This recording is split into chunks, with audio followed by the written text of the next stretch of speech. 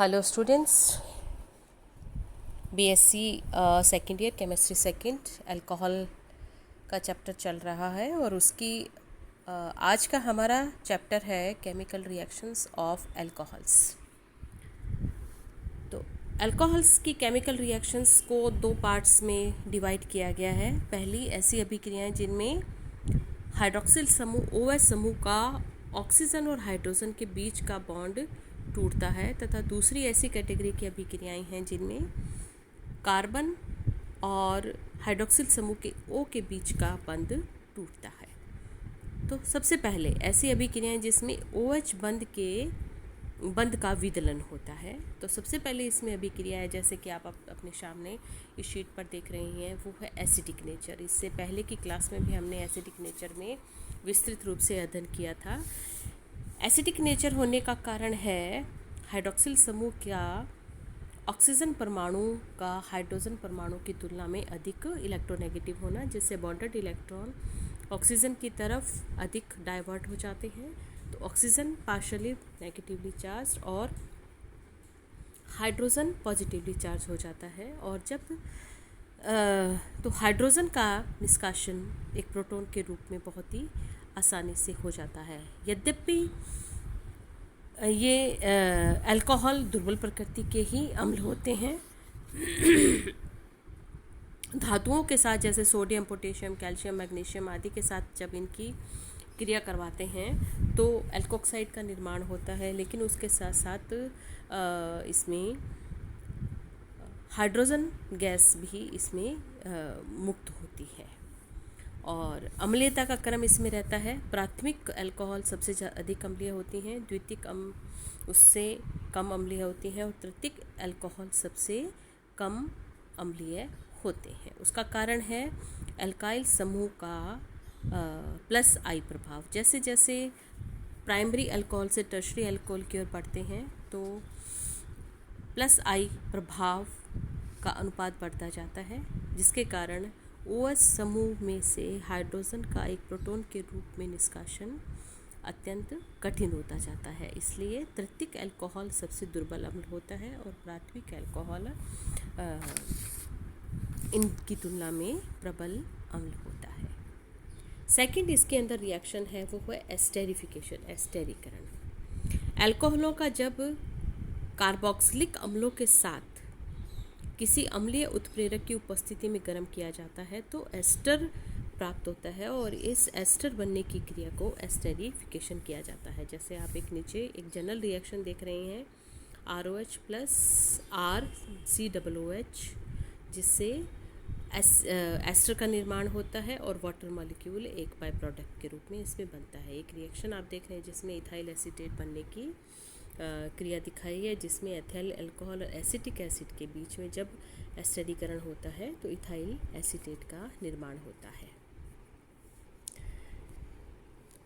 इस एस्टरीकरण के विभिन्न अल्कोहलों की क्रियाशीलता का क्रम होता है। प्राथमिक अल्कोहल में सबसे अधिक क्रियाशील होती हैं, द्वितीयक उससे कम होता है और तृतीयक जो है वो अल्कोहल सबसे कम क्रियाशील होते हैं, क्योंकि इनके अंदर जैसे हम प्राइमरी से टर्शरी की तरफ बढ़ते हैं तो अल्काइल पार्ट बहुत अधिक बल्कि होता जाता है, जिसके कारण एस्टेरिफिकेशन की क्रिया अपेक्षाकृत अधिक कठिन हो जाती है।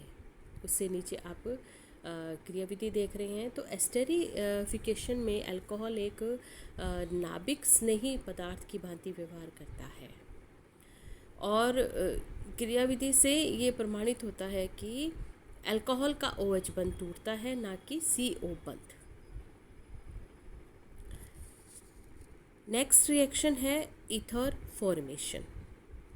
जब अल्कोहल के सोडियम लवण अल्काइल हैलाइड के साथ क्रिया करते हैं तो ईथर प्राप्त होता है और ये कहलाती है विलियमसन ईथर सिंथेसिस, जो कि SN2 प्रकार की एक क्रियाविधि द्वारा संपन्न होती है। यहाँ एक जनरल रिएक्शन आप इसमें देख रहे हैं, सोडियम साल्ट की उपस्थिति में ये क्रिया होना, जिसमें ईथर का निर्माण होता है। नेक्स्ट रिएक्शन है एसिड क्लोराइड एवं एसिड एनहाइड्राइड के साथ अभिक्रिया। तो जब अल्कोहल को एसिड क्लोराइड एवं एसिड एनहाइड्राइड के साथ गर्म किया जाता है तो OH समूह के हाइड्रोजन के स्थान पर एसिटाइल समूह, कौन सा समूह, एसिटाइल समूह CH3CO आ जाता है और इस प्रकार से एस्टर निर्माण होता है। इसलिए इस प्रक्रिया को एसिटाइलेशन कहा जाता है। एसिटिल क्लोराइड के साथ आप रिएक्शन देख रहे हैं जिसमें एस्टर का निर्माण होता है। इसी प्रकार से एसिटिक सेकंड जो रिएक्शन है वो है एसिटिक एनहाइड्राइड के साथ। नेक्स्ट फिफ्थ रिएक्शन है इसमें formation of sulphonates. Alkyl sulphonyl chloride के साथ जब अल्कोहल की अभिक्रिया करवाई जाती है तो क्रिया करके एल्काइल सल्फोनेट प्राप्त होता है। जैसे एथिल पैराटोल्यूइन सल्फोनेट बनने की रिएक्शन एक यहाँ पर दिखाया हुआ है, जिसमें एल्काइल सल्फोनिल क्लोराइड के साथ जब अल्कोहल की क्रिया करवाते हैं पिरिडिन की उपस्थिति में ये क्रिया होती है जिससे एल्काइल सल्फोनेट प्राप्त होते हैं। तो ये कुछ रिएक्शंस थी जिसके अंदर हाइड्रोक्सिल समूह के OH के बीच का बंध टूटता है। सेकंड प्रकार की ऐसी रिएक्शंस जिसमें CO बंध का विदलन होता है।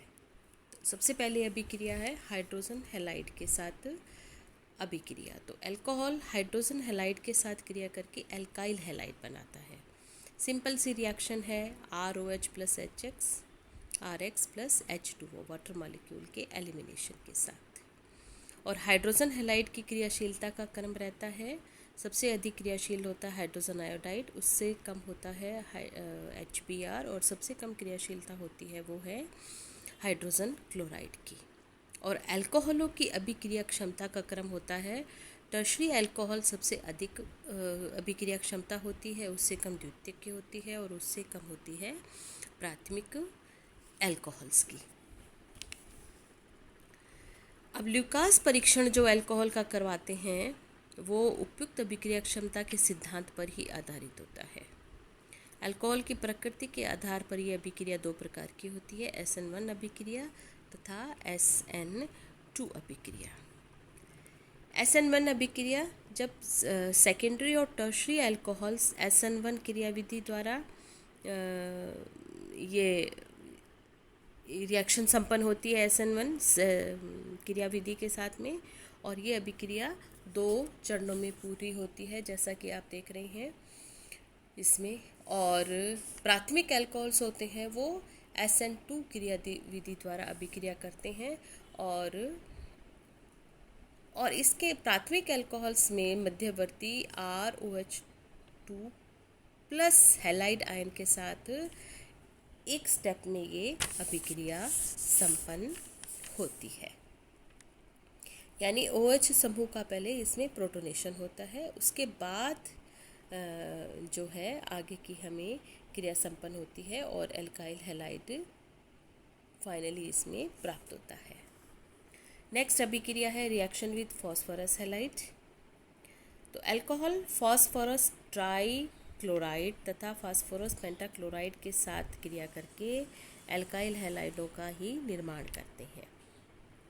अगर फास्फोरस ट्राइक्लोराइड PCl3 के साथ अभिक्रिया होती है तो अल्कोहल के 3 मॉलिक्यूल इसके लिए काम में लिए जाते हैं, और अगर यह PCl5 के साथ क्रिया होती है तो अल्कोहल का 1 मॉलिक्यूल इसमें काम में लिया जाता है और फाइनल प्रोडक्ट के रूप में यहाँ पर एल्काइल हैलाइडों का निर्माण होता है।